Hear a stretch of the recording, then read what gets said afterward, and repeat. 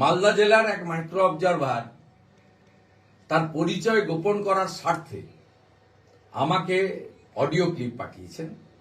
আমি 6 PM আমার x এবং এফবি হ্যান্ডেলে সেটা পোস্ট করব। হ্যালো স্যার, আমি একজন মাইক্রো অবজারভার বলছি।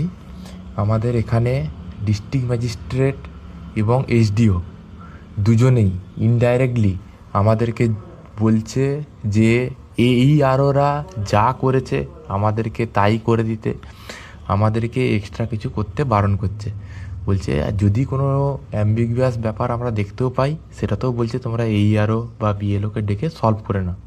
প্লাস ওরা আমাদেরকে ওদের চোখের আড়াল করতে দিতে চাইছে না।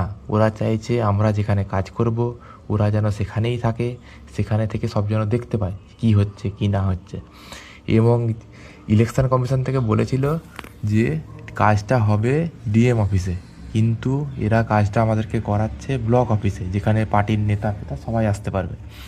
প্লাস রোল অবজারভার আমাদের সামনে এসেছে, কিন্তু রোল অবজারভারের সামনে এসডিও নিজে কাউকে কথা বলতে দিচ্ছে না। স্যার, এসডিও আর DM এরা চাইছে যাতে সব ওরা AEROরা যা করেছে সেটাই যেন অ্যাপ্রুভ করা হয়।